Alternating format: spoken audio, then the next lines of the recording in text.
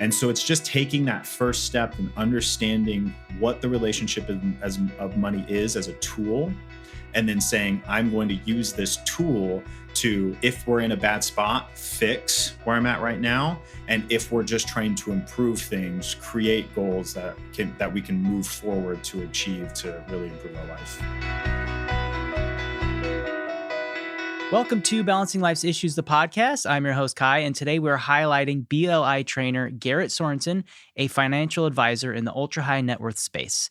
However, as a teacher at heart, he provides the insight and principles needed for everyone to reach their money goals and live an abundant mindset to break negative money habits and learn the traits of the wealthy. Welcome to the podcast, Garrett. I appreciate it, Kai. Thanks for having me. Of course, and it's always nice to meet another Sorensen. I have to ask, is that Danish, German heritage, or what's going on there? It's the Danish, yeah. Okay. We're I think we're third generation, fourth generation here in the States for that. So yeah, pretty cool. Same on my side of the family. The EN, I believe, makes it Danish. Yeah. So anyway, I'm glad you know. Not a lot of people know that. So yeah, we're the people that have our names spelt wrong our entire lives. I feel right. So, yeah. Yep. So please tell us more about who you are, what you do, and specifically the types of trainings that you deliver for BLI. Definitely. So the types of training, I focus mostly on financial, kind of the relationship between finance and mental health as well. My background, I actually, right out of high school and everything like that, I had a business that I was helping run for a little while. That was great. It was early 2000s, pre-2008. Of course, 2008 happened, and a lot of my business, just like a lot of other business, kind of went down. Was that the initial financial crisis? That was, yes, 2008, right? Mm-hmm. One of the worst financial crises we'd seen since the Great Depression. The markets went down 40%. Businesses were going under left and right. It was just a really bad time. I'd been out of high school for a couple of years, didn't really understand what was happening, especially to the business that I was in. And so, I was like, I need to go to school. I need to learn about this stuff.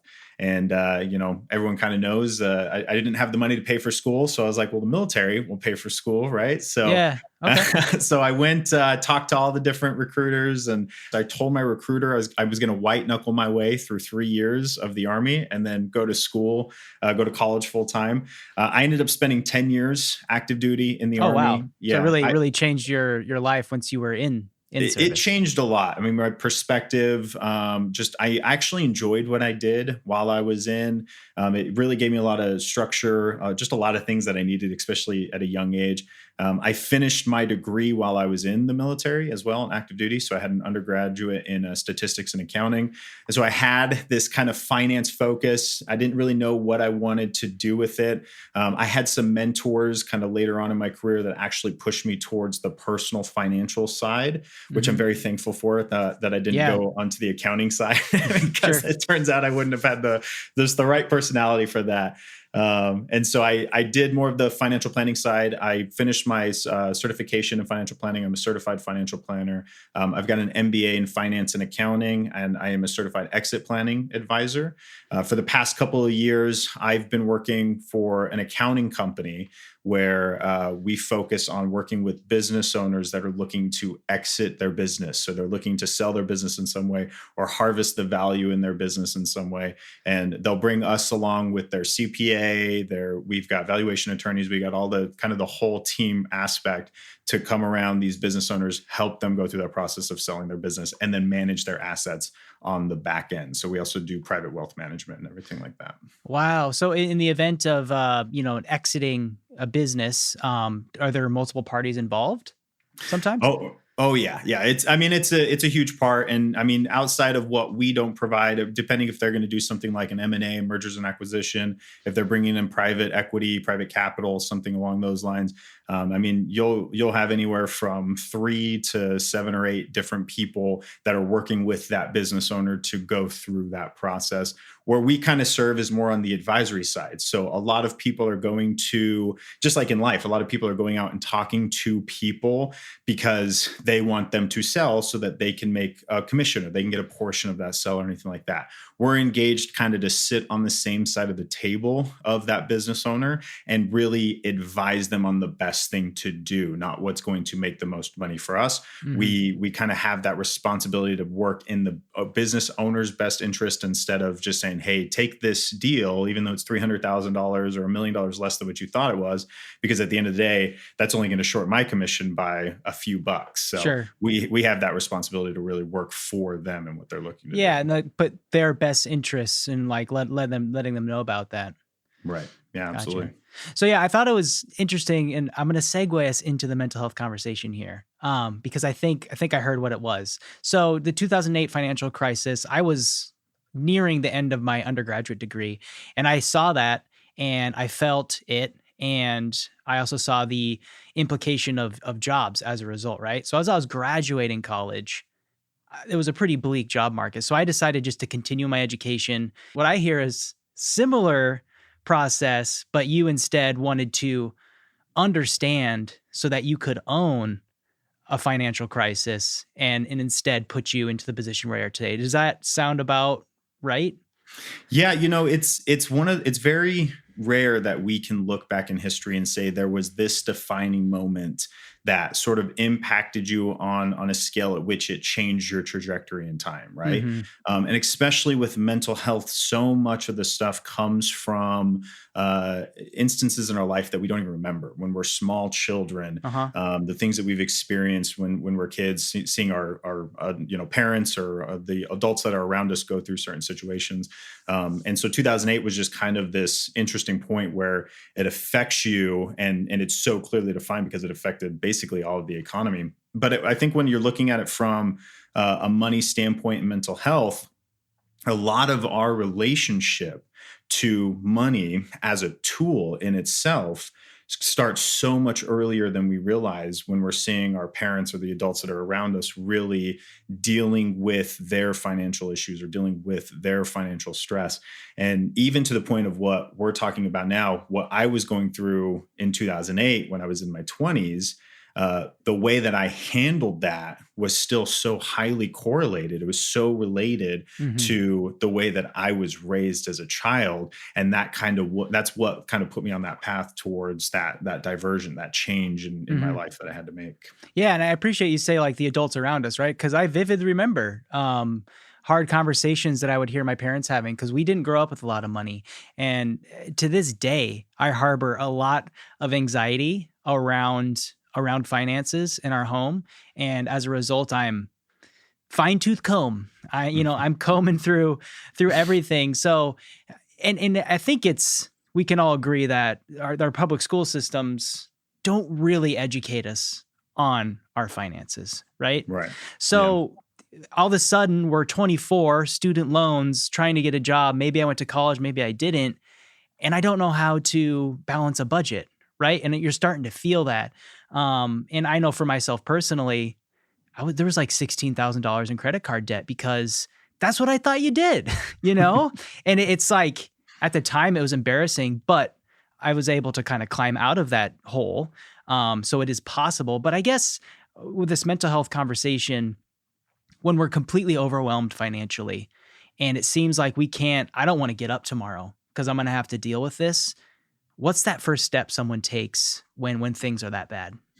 Yeah, this is there's a cycle to this, and that's the hard part when we're looking at it. We always have to understand the relationship of money in the conversation of mental health and mental well-being, right?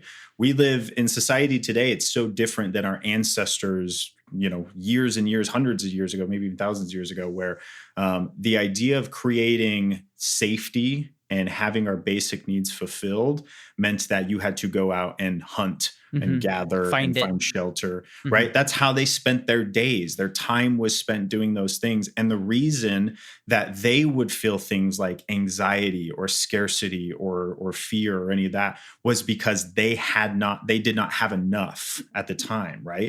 And so those feelings are real. What they felt was real because it was truly life or death.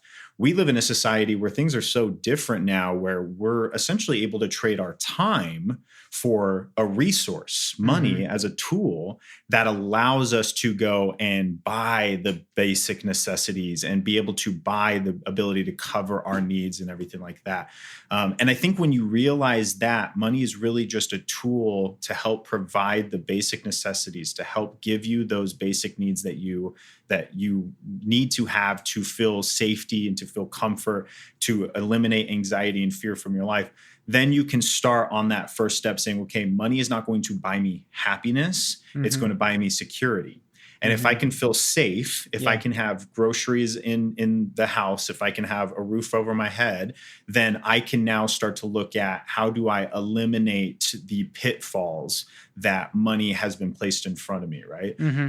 I tell people all the time, it's crazy that we go and trade this limited resource, time, right? Something that we can never buy back. We trade our time for dollars, and then we use those dollars to buy name brand things. Yeah. Or to give to stores to buy things that we don't need. Yeah. And we're really, all we're doing is robbing from ourselves. And from a mental health standpoint, that's what causes that fear. That's what causes that anxiety. That's what can cause depression and issues with money and issues with friends and society and everything like that. And so it's just taking that first step and understanding what the relationship of money is as a tool, and then saying, I'm going to use this tool to, if we're in a bad spot, fix where I'm at right now. And if we're just trying to improve things, create goals that we can move forward to achieve to really improve our life. Yeah, no, it's all so well said. And I think what I'm kind of getting from that information is this importance of a budget. And it sounds primitive, I guess, going back to your ancestors analogy. But that is what changed my life. Because the second I had a budget going, I realized I had to review my finances on a daily basis and be like, oh my gosh, I wonder how many people are getting charged $35 a month for something they signed up for 8 years ago that they don't even know is still around anymore, right? So I guess in terms of lining up that budget, I know there are apps you can use. I use the app version. You can go pen and paper. You can do a spreadsheet. In order just to get everything into one view and to get moving in the right direction with that, what do you suggest being that first step? Yeah, this is probably the number one question I get asked in the trainings that I do. Garrett, what is the best budget? And I tell absolutely everybody, the best budget that you can use is the budget that you will use. Okay. And I know that sounds a little bit flippant, right? But if people knew what I knew, you can use the every dollar budget, the $0 budget, the last dollar budget. You can use the envelope method, the bucket method. I use Excel. I open up like a crazy person. I open up Excel and I do it every single day. I know. Yeah, but you're probably one of those guys that has all the formulas and you love that stuff, right? Yes. Yeah. Yeah, definitely. There's books out there dedicated to budgeting, like YNAB and all these other ones that are out there. It would be hard for me to say this is the one budget that everyone needs to stick to. And all of them have different principles that are kind of the guiding facts to them. And there's going to be some out there that people are just absolutely going to despise. And they're going to do that. And they're going to be like, oh, budgeting's not for me. I'm just not the type of person that can budget because I didn't like this one. And that stops them from going out and looking at other types of budgeting tools or other types of budgeting resources. And I say, if that's the case, if you found one that you didn't like, find one that you do like. Budget should not be a 4-letter word.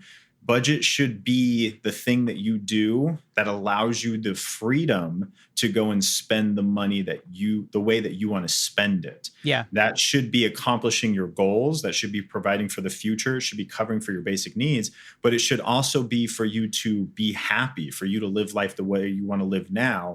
That's what a budget should provide you. Yeah, no, I love it. I love this stuff, honestly, because as I said earlier, I was not in a good place financially, and I buckled down and I climbed out of debt, and I'm sitting here today knowing I haven't looked at my finances yet today, and I need to, right? I need to go do that because I know it's important.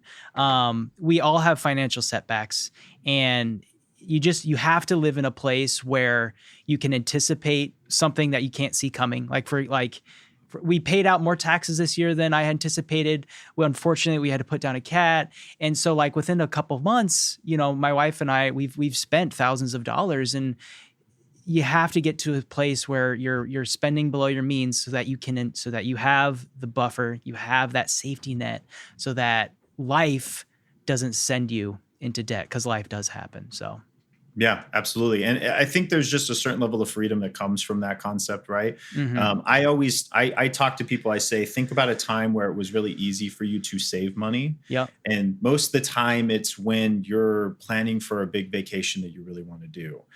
You're going out of the country. Maybe you're planning a big vacation, like a trip to Disney World with your family or whatever it is. That was probably a time where it was really easy for you to say, I don't need to buy this thing because I've got this big trip coming up and it's going to cost me a few $1,000s. And you got to that point, you saved that money. That was so easy. We need to find ways that we can instill those same principles, that desire to save, for everything else, because life does happen. My wife and I, we love going on vacations. That is something we absolutely save for. And we hate it when our water heater goes out, like it did a couple weeks ago, because that's a few $1,000s you have to fix. And you're like, well, that comes out of the vacation fund if we don't have a good emergency fund set up. Right. Well, we're not going to take from the vacation fund. So we're going to make sure we've got a good emergency fund set up so that we don't have to rob from our future enjoyment in order to cover something that, even though we didn't see it coming, we know is going to happen as homeowners. Gotcha. Well, fantastic. Garrett, I know you're extremely busy. And once again, this podcast is coming on Memorial Day. So again, thank you for your service to our country. And to all of you listeners out there, thank you for tuning in to learn more about Garrett and the type of trainings he offers here at BLI. And again, thank you for your time, Garrett. Thank you so much, Kai. All right. Until next time, everyone, take care.